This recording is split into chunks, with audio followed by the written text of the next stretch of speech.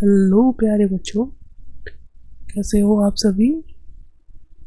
तो आज हम करने वाले हैं मूल कॉन्सेप्ट, मतलब सब बेसिक कॉन्सेप्ट ऑफ केमिस्ट्री। आपका जो 11th में दे रखा है टॉपिक, उसको हम देखेंगे। ठीक है, उसमें क्या क्या टॉपिक के बारे में डिस्कशन किया गया है वो देखेंगे, समझेंगे कि यहाँ पर क्या कॉन्सेप्ट है। तो यहाँ पर हम कौन सा करने वाले हैं, सम बेसिक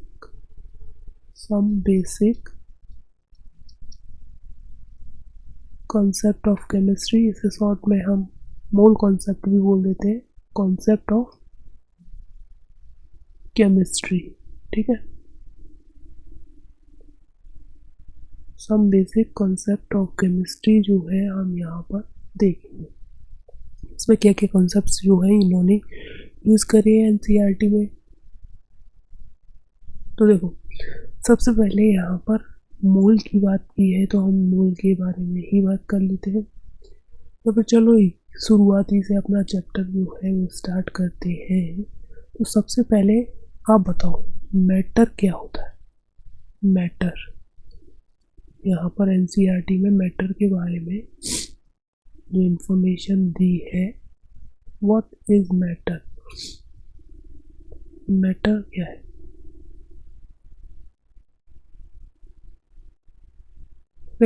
मैटर क्या है, तो कोई भी ऐसी चीज जो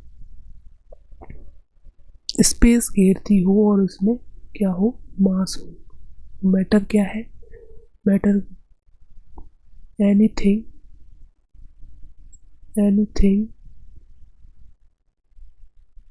which have mass and occupy space जगह घेरती हो, स्पेस घेरती हो, ये क्या है, मैटर है। एग्जाम्पल के तौर पर आप देख सकते हो, आपके पास जो भी है, पेन है, पेपर है, मेज है, ठीक है, पेन है, मेज है, टेबल है, ये कुछ भी चीज़ जो आपको दिख रहा है जिसमें मास है और जो स्पेस घेर रही है, वो क्या है, मैटर। ठीक है, अगर मैटर को हम क्लासीफाई करें तो मैटर को हम कितने पार्ट्स में जो है क्लासीफाई कर सकते हैं, तो वो हो जाएंगे दो बेसिस, एक तो फिजिकल और दूसरा हो जाएगा केमिकल बेसिस। ठीक है, मैटर को हमने क्लासीफाई किया फिजिकल बेसिस पर, फिजिकल प्रॉपर्टी के बेसिस पर, और दूसरा कर दे रहे हैं हम बच्चा लोग किस पे, केमिकल प्रॉपर्टी के बेसिस पर उसकी। अब मैं इसकी फर्दर बात करूं तो इसे हम solid, liquid and gas further 3 type में जो है क्लासीफाई कर देंगे। सॉलिड, लिक्विड और हो जाएगा आपका gas. Solid, liquid and gas हो जाएगा 3 तरह से। वहीं केमिकल में डिवीज़न की बात करें तो ये हो जाएगा मिक्सचर एंड प्योर सब्सटेंस।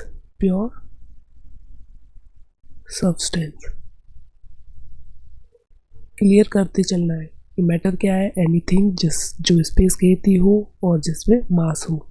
जो भी आप अपने आस पड़ोस में देख रहे हैं वो सारी चीज़ क्या है, मैटर है। अगर हम मैटर को क्लासीफाई करें उसकी फिजिकल और केमिकल प्रॉपर्टी के बेसिस पर, तो physical solid, liquid and gas हो जाएगा। केमिकल प्रॉपर्टी के बेसिस पर करें तो वो मिक्सचर एंड प्योर सब्सटेंस हो जाएगा। ठीक है, नेक्स्ट फर्दर अगर मैं इसको मिक्सचर को क्लासीफाई करूँ, अभी 1 बाई 1 हम ये भी देखेंगे ये क्या है, कैसे है। ठीक है, तो चिंता नहीं करना है आपको बिल्कुल भी। तो मिक्सचर को हमने फर्दर क्लासीफाई किया होमो एंड हेट्रो। होमोजीनस मिक्सचर और बच्चा लोग दूसरा कौन सा हो जाएगा, हेट्रोजीनस मिक्सचर। होमोजीनस मिक्सचर हो जाएगा और दूसरा हो जाएगा हेट्रोजीनस मिक्सचर। वहीं प्योर सब्सटेंस को भी हम फर्दर दो पार्ट्स में क्लासीफाई कर सकते हैं। एक क्या हो जाएगा, एलिमेंट, और दूसरा हो जाएगा कंपाउंड।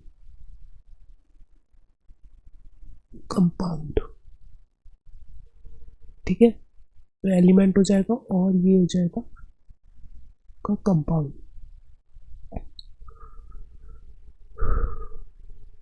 अब यहाँ पर बात करें तो सॉलिड, तो सॉलिड क्या होते हैं, जिनके अंदर डेफिनेट वॉल्यूम होता है, डेफिनेट वॉल्यूम होता है, डेफिनेट मास होता है, डेफिनेट शेप होता है। ठीक है,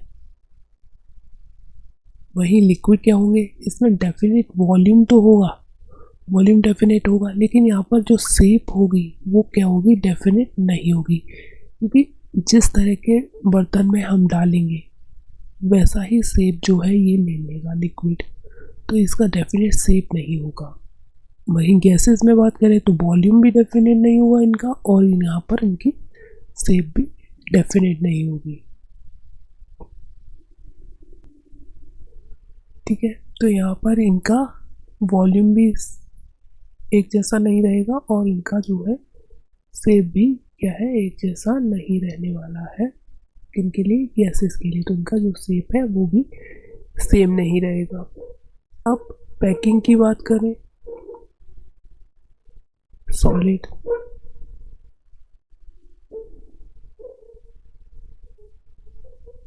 अगर हम इसमें पैकिंग की बात करें सॉलिड्स के अंदर, तो ये जो होंगे क्लोजली पैक्ड होंगे, इस तरह से हाईली पैक्ड, उनके बीच में इंटर जो मॉलिक्यूलर या इंटर एटॉमिक गैप जो होगा वो बिल्कुल ना के बराबर होगा। वहीं अगर हम लिक्विड्स की बात करें तो उनके अंदर जो होगा कुछ इस तरह का इंटर मॉलिक्यूलर या इंटर एटॉमिक गैप जो होगा वो देखने को मिल जाएगा, इस तरह से होंगे। वहीं अगर मैं बात करूं गैसेस की, तो ये जो होंगे हाईली डिफ्यूज होंगे, इधर उधर रैंडम मोशन में होंगे, और क्या होंगे, ये बहुत ही स्कैटर्ड होंगे, इनके बीच में फोर्स ऑफ अट्रैक्शन बहुत ही वीक होने वाला है। ठीक है, तो ये हो जाएंगे सॉलिड, लिक्विड एंड गैस। इनको क्लासिफाई किया गया था फिजिकल स्टेट के बेसिस पर, सॉलिड, लिक्विड एंड गैस। ठीक है, तो समझ में आ गया, सॉलिड जो होंगे उनका डेफिनेट वॉल्यूम होगा, डेफिनेट शेप होगा, या लिक्विड जो होंगे वो डेफिनेट वॉल्यूम तो होगा लेकिन शेप जो होगा वो डेफिनेट नहीं होगा, और गैसेस का ना तो वॉल्यूम और ना ही शेप डेफिनेट होगी। और एक दो बात जान लेते हैं इनके बारे में, ये जो होंगे सॉलिड्स, इनके बीच में इंटर मॉलिक्यूलर या फिर बोले तो इंटर एटॉमिक डिस्टेंस कैसा होगा, मिनिमम।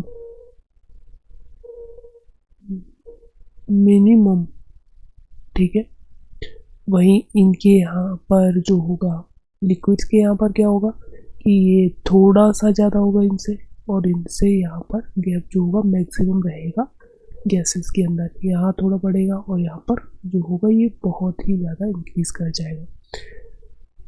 नेक्स्ट और देख लेते हैं कि इंटरमॉलिक्यूलर फोर्स का कैसा सीन है यहाँ पर। तो इंटरमॉलिक्यूलर फोर्स जो होगा या इंटर एटॉमिक या inter molecular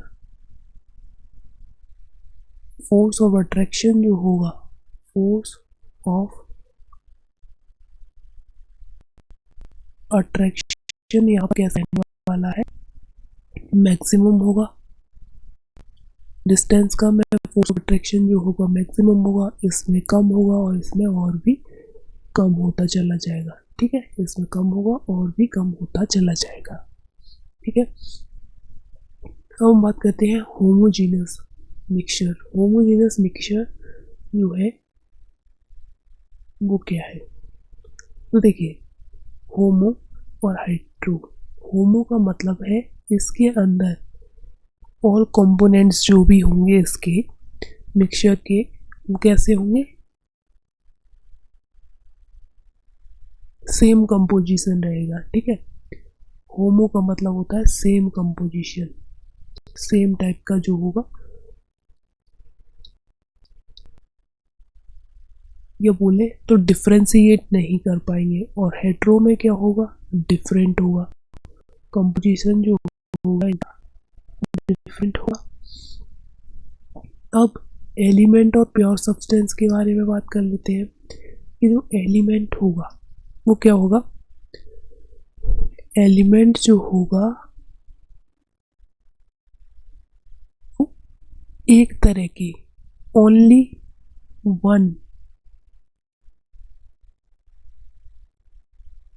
one type of atom से मिलकर बना होगा, एक तरह के होंगे। कंपाउंड क्या होगा, डिफरेंट डिफरेंट एलिमेंट से मिलकर बना होगा। डिफरेंट एलिमेंट है तो एटम्स भी डिफरेंट हो जाएंगे। डिफरेंट टाइप ऑफ एलिमेंट से मिलकर क्या होगा, बना हुआ होगा। तो समझ में आया एलिमेंट्स क्या है, कंपाउंड्स क्या है। अब दो बातें होती हैं, एक तो मिक्सचर है और दूसरा क्या है, प्योर सब्सटेंस। ठीक है, एक मिक्सचर है, एक प्योर सब्सटेंस। तो देखिए, मिक्सचर और प्योर सब्सटेंस में क्या अंतर है, तो यहाँ पर जानते हैं मिक्सचर और प्योर सब्सटेंस में डिफरेंस।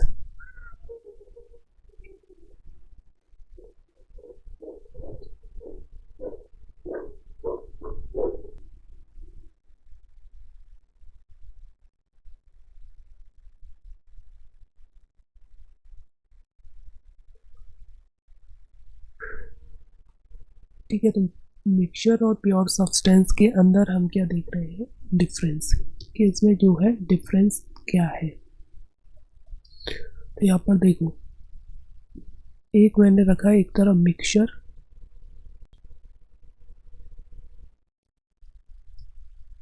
और दूसरी तरफ मैंने लिया pure substance.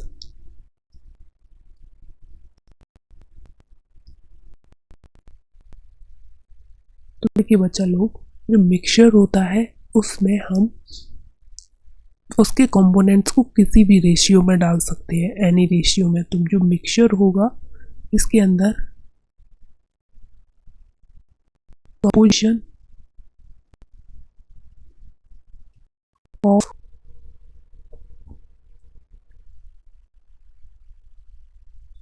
Component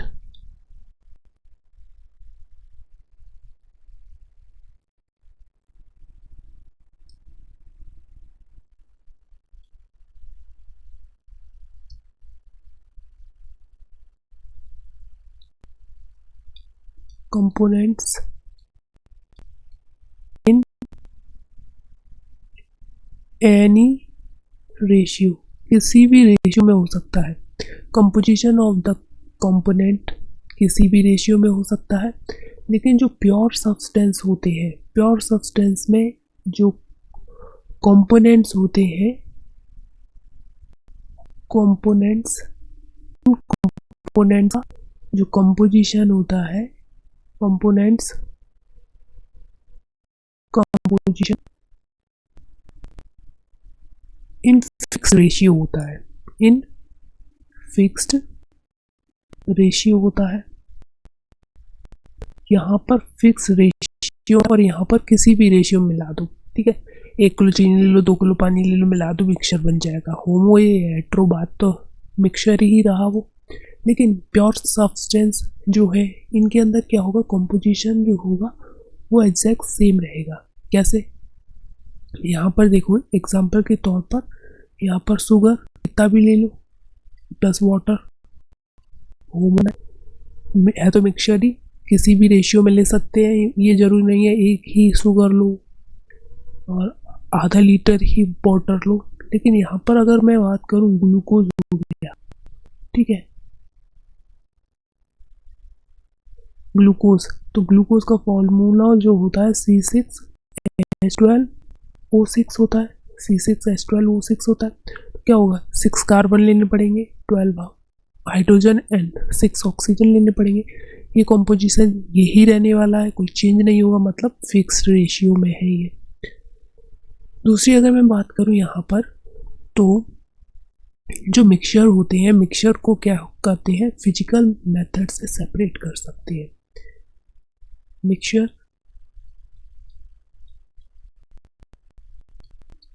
can be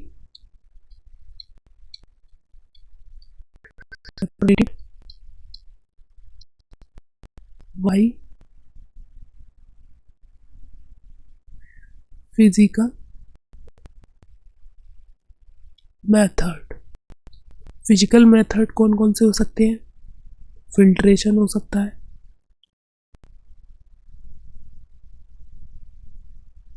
filtration हो सकता है, पिकिंग हो सकती है, बीन कर उसे, फिल्ट्रेशन हो सकता है, पिकिंग हो सकती है, सब्लिमेशन हो सकता है। बाकी ये जो है मेथड से हम मिक्सचर को सेपरेट कर सकते हैं। जैसे अगर मैंने मान लो सैंड ली, एग्जांपल देखो, मान लो मैंने क्या ली, सैंड प्लस शुगर, एक मिनट, सैंड ली और मैं ले रहा हूँ एक एनीथिंग, कुछ भी डाल लो उसके साथ, ठीक है। तो क्या होगा, इसे हम सैंड को अलग कर सकते हैं, छान कर कैसे भी अलग कर सकते हैं, ठीक है। वहीं जो ये जो होते हैं प्योर सब्सटेंस होते हैं, वो क्या होते हैं, can not be separated by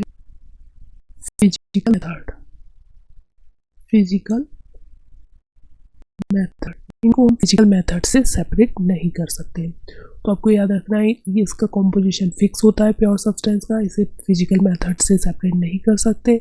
वहीं मिक्सचर जो होते हैं उनका कॉम्पोजिशन जो होता है किसी भी रेशियो में हो सकता है, और इन्हें हम क्या कर सकते हैं, सेपरेट कर सकते हैं physical method, like filtration, picking हो गया, सब्लिमेशन हो गया, ये सारी जो प्रोसेस है इनसे हम इन्हें क्या कर सकते हैं, सेपरेट आउट कर सकते हैं, लेकिन प्योर सब्सटेंस को नहीं कर सकते। तो यहाँ पर समझ में आ गया प्योर सब्सटेंस क्या थे, जो एनसीईआरटी में दिए। हम बात कर रहे थे यहाँ पर एलिमेंट एंड कंपाउंड। तो एलिमेंट देखो बच्चा लोग, जो एलिमेंट था वो क्या था, जैसे कार्बन हो गया पीरियोडिक टेबल में आपका एग्जाम्पल के तौर पे, हाइड्रोजन हो गया, ऑक्सीजन हो गया, डिफरेंट एलिमेंट्स है। अगर मैं यहाँ पर वाटर बना दूँ इनसे ही जोड़ के, वाटर बना दूँ, मीथेन बना दूँ, या फिर NH3 अमोनिया बना दूँ, ये जाएंगे, ये कंपाउंड्स हो जाएंगे, ठीक है। तो ये क्या हो जाएंगे, इसके कंपाउंड हो जाएंगे। डिफरेंट एटम्स मिलकर बन रहे हैं, डिफरेंट एलिमेंट्स हैं, उनके मिलने से बना है कंपाउंड। सही बात है, हमारी जो डेफिनेशन थी उसके अकॉर्डिंग होमो हेट्रो मिक्सचर समझ में ही आ गया, ठीक है। तो यहाँ पर इतना हमारा कवर अप हो गया।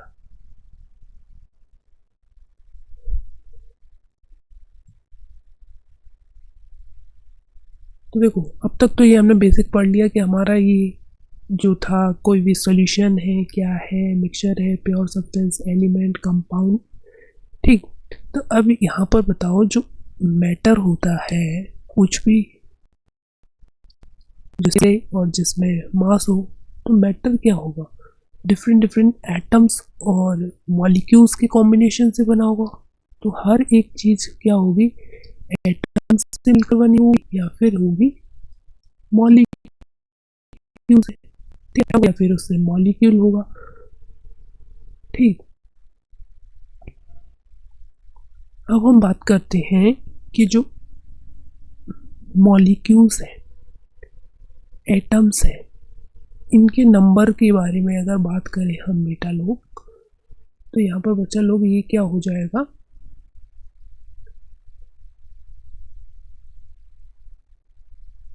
ये क्या हो जाएगा, एक कोई क्वांटिटी आएगी, ठीक है। तो इसी तरह से हर एक चीज़ को नापने के लिए क्या है, अलग अलग यूनिट्स बनाए गए, अलग अलग सिस्टम्स बनाए गए, ठीक है, जिनके बेसिस पर हम क्या कर सकते हैं, किसी को डिफ्रेंशिएट कर सकते हैं, ठीक है।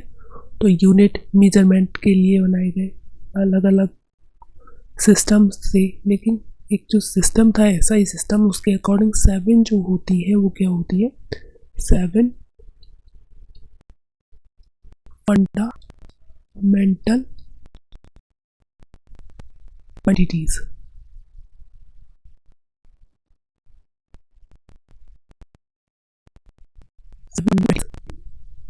बनाई गई, क्योंकि किसी भी चीज़ को अगर हम डिफाइन करना चाहते हैं तो उसके बारे में एक स्टैंडर्ड वैल्यू, स्टैंडर्ड चीज़ तो रखनी पड़ेगी हमें, ठीक है। तो उसी तरह से यहाँ पर 7 जो है फंडामेंटल क्वांटिटीज बनाई गई। देख लेते हैं, जैसे लेंथ, मास हो गया,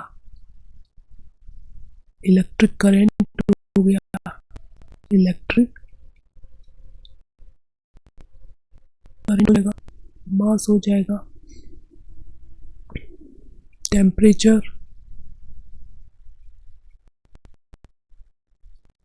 हो गया,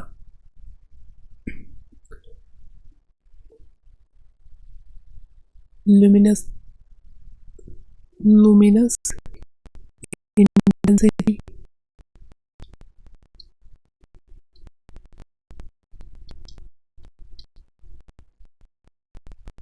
टाइम हो गया, और हो जाएगी amount of substance.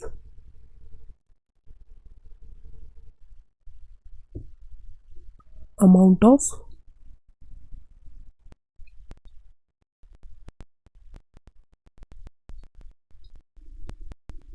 Substance, elemental quantity. पहली हो गई लेंथ, दूसरा हो गया मास, तीसरा इलेक्ट्रिक करंट, चौथा टेम्परेचर, फिफ्थ जो हो जाएगी luminous intensity, six and seven जो हो जाएगी अमाउंट ऑफ सब्सटेंस। तो देखो, लेंथ को किस में नापते हैं, लेंथ को जो है हम किस में मापते हैं, मीटर में, मीटर, उसका सिंबल हो जाएगा m। मास किस में नापते हैं, किलोग्राम, किलोग्राम का सिंबल kg। उसी तरह से करंट को हम किस में नापते हैं, एम्पियर, सिंबल ऐसा ए। टेम्परेचर को केल्विन में, सिंबल हो जाएगा के। ल्यूमिनस इंटेंसिटी कैंडेला, और सिंबल सी। टाइम हम किस में, सेकेंड, एस हो जाएगा। नेक्स्ट, अमाउंट ऑफ सब्सटेंस क्या होता है, मोल, और सिंबल हो जाएगा मोल, ठीक है। तो बेसिकली हमें किसके बारे में पढ़ना है, अमाउंट ऑफ सब्सटेंस, मोल, ठीक है। तो ये जो 7th फंडामेंटल क्वांटिटी है अमाउंट ऑफ सब्सटेंस, उस मोल के बारे में पढ़ना है कि वो है क्या एक्चुअली में, ठीक।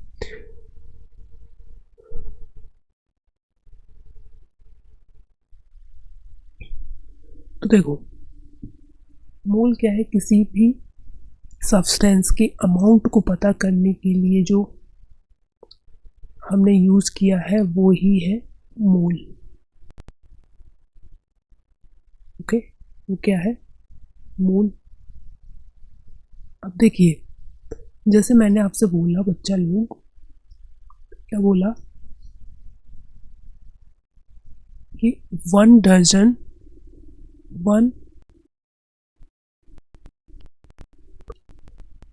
बनाना, 1 डजन बनाना, तो आप क्या समझोगे, आप समझोगे कि आप बोल रहे हैं 12 बनाना के बारे में। 1 डजन बनाना का मतलब हो गया 12 बनाना के बारे में। मैं बोल दूं 1 डजन, कोई भी आइटम ले लूं, तो आप फिर बोलेंगे 12 आइटम्स आएंगे इसके अंदर, कुछ भी, पेन, कॉपी, कुछ भी हो सकती है। फिर मैंने बोला कि वन स्कोर आइटम,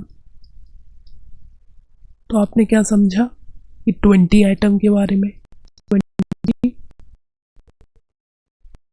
आइटम कुछ हो जाएगा। फिर मैंने बोला 1 ग्रोस आइटम, तो आपने क्या समझा कि 144 आइटम्स के बारे में बात कर रहे हैं आप। ना आपने सोचा 12 बनाने के बारे में बात कर रहे हैं। मैंने बोला 1 स्कोर, तो 20 आइटम्स के बारे में, 1 ग्रोस मतलब 144 आइटम्स के बारे में आप बात कर रहे हैं। ठीक है, ये समझ में आ रहा है इनसे।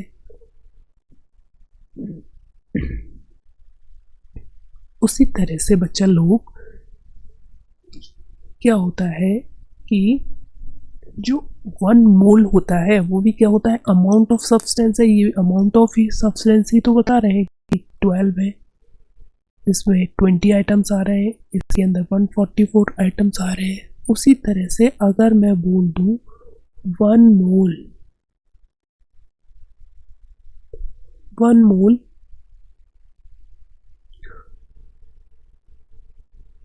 एटम, क्योंकि ये माइक्रोस्कोपिक लेवल कम हुआ है, तो 1 मोल एटम का क्या हो जाएगा, 6.023 इंटू 10⁻23 क्या हो जाएगा, एटम। क्योंकि एटम के बारे में यहाँ पर पूछ रहे हैं, हम एटम के बारे में बोल रहे हैं। अगर मैं इसी तरह से बोल दूं 1 मोल,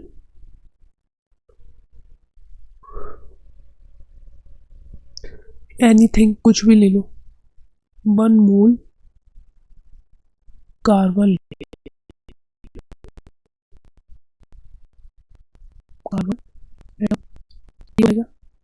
6.023 इंटू 10⁻23 कार्बन एटम एटम्स को डिसाइड कर रहा है। और ये क्या होता है, कांस्टेंट होता है, इसको लिख सकते हैं एन, लिख सकते हैं एन एटम। ठीक है, समझ में आया, समझ में आया।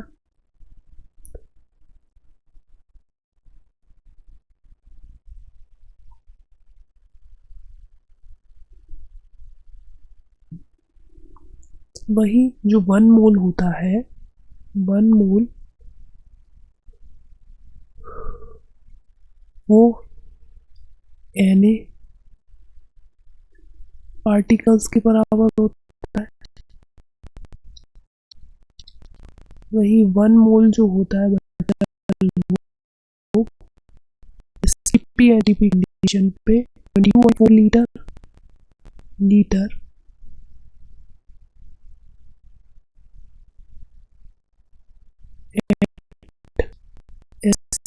Temperature and pressure, normal temperature and pressure बराबर होता है।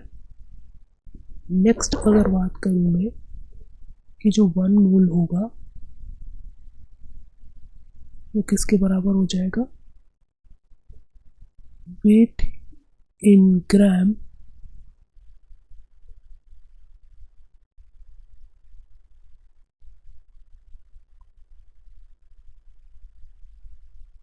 वन मोल क्या हो जाएगा, वेट इन ग्राम इक्वल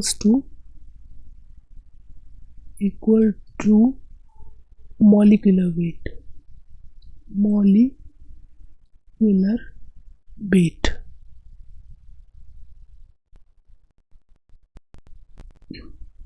तो समझ में आया, एन मतलब एवोगैड्रो नंबर हो जाएगा।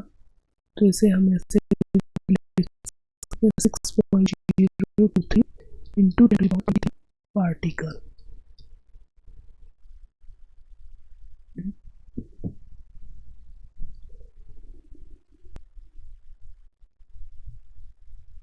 अब देखो क्या हो सकता है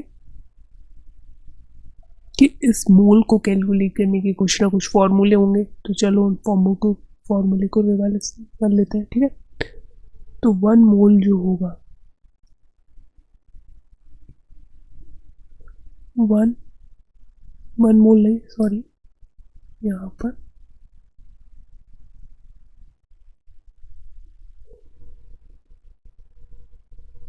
मोल्स के कुछ फॉर्मूले,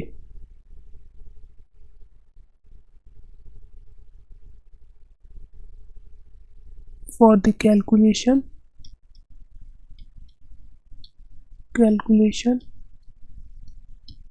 ऑफ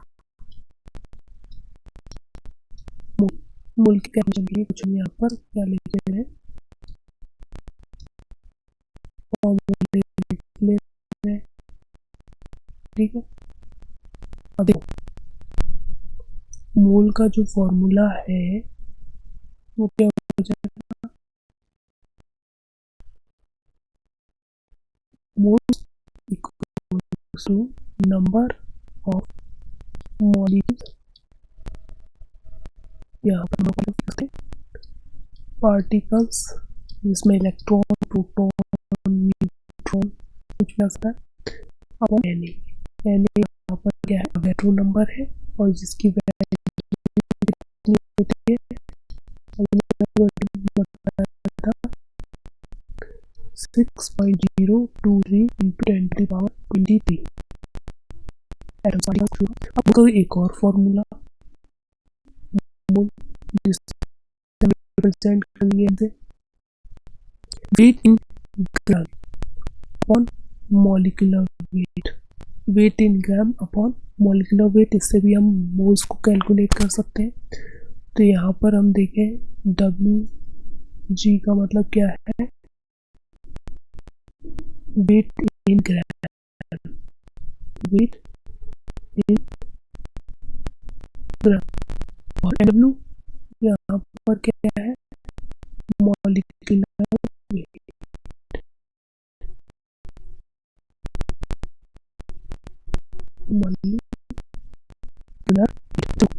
होना चाहिए वो फॉर्मूले में क्या क्या कौन सी चीज़ है। ठीक है, जब हमें यही नहीं पता होगा तो हम अप्लाई कैसे कर पाएंगे, और हो ना हो आपको ये भी पता होना चाहिए कि ये फॉर्मूला कहाँ एप्लीकेबल होगा, क्या इसकी एप्लीकेशन है, क्या इसका कॉन्सेप्ट है। ठीक है, तो यहाँ पर मोल का ये फॉर्मूला निकल के आया है। एक और मोल का फॉर्मूला लिखें, mole volume in litre upon 22.4 litre. ये कब होगा, गैसेस पार्टिकल के लिए at STP NTP condition, STP NTP condition, standard temperature and pressure, normal temperature and pressure. वही मोल्स के लिए और फॉर्मूला तो हो जाएगा, मोलैरिटी, ये सारे टर्म्स आएंगे आगे, molarity into N factor, molarity into volume, molarity into क्या होगा बच्चों, वॉल्यूम, मोलैरिटी इंटू वॉल्यूम, और वो भी मिलेगा आपको लीटर, वॉल्यूम ये देगा नंबर ऑफ मोल्स देगा।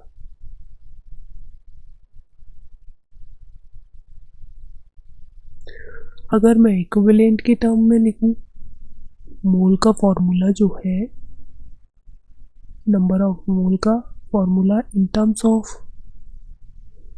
इक्विवेलेंट, तो नंबर ऑफ इक्विवेलेंट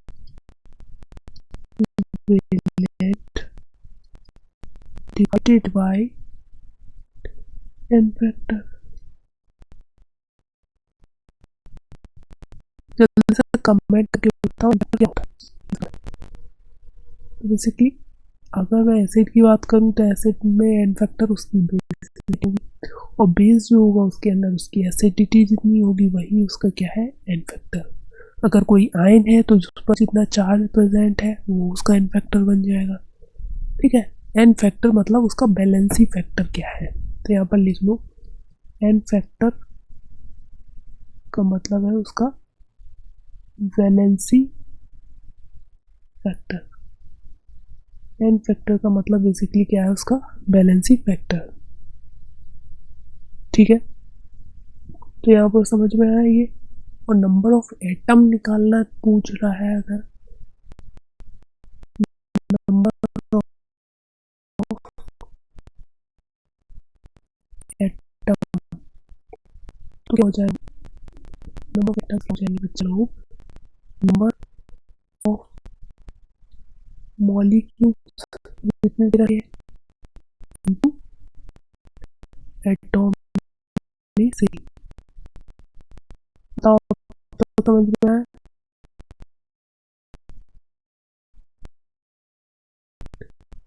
जल्दी बताओ।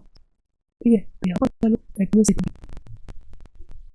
मतलब है number of atom percentage molecule के अंदर।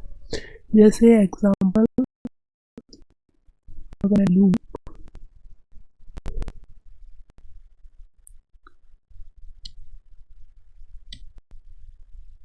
कि CH4, CH4 क्या है, मीथेन है। ठीक है, CH4 क्या है, मीथेन है।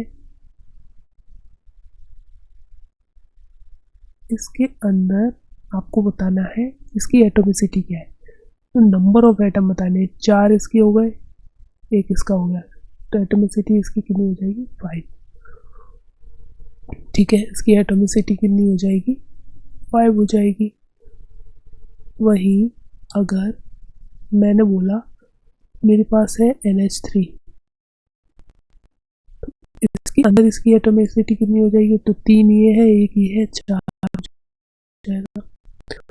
मैंने बोला कि मेरे पास CO2, CO2 कार्बन डाइऑक्साइड, तो 2 ये 1 ये, तो 3, इसकी एटॉमिसिटी क्या हो जाएगी, 3। तो जितने नंबर ऑफ एटम्स है उसको अगर नंबर ऑफ मॉलिक्यूल से डिवाइड कर दें तो हमें क्या मिल जाएगा, नंबर ऑफ एटम कितने हैं। ठीक, समझ में आया, अब तक समझ में आया है, बताओ बताओ। यहाँ से केमिकल फिजिकल प्रॉपर्टी ये सब हमने देख ली।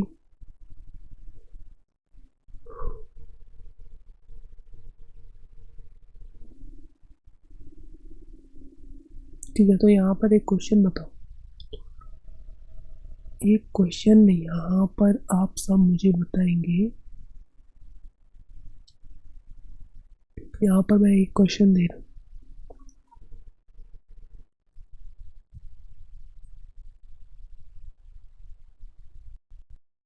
क्वेश्चन क्या कह रहा है कि 1.7 ग्राम ऑफ NH3 के अंदर हाउ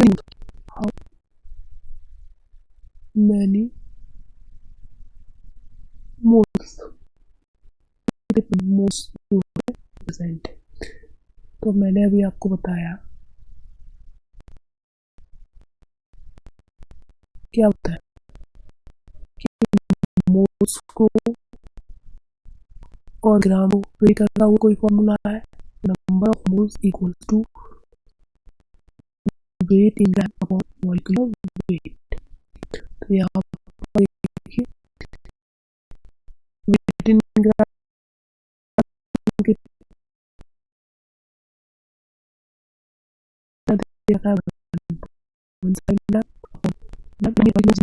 सबका हम क्या करेंगे, मॉलिक्यूलर वेट, एटॉमिक वेट लेंगे। नाइट्रोजन का कितना होता है, N714 होता है, इसका 14 हो गया वेट।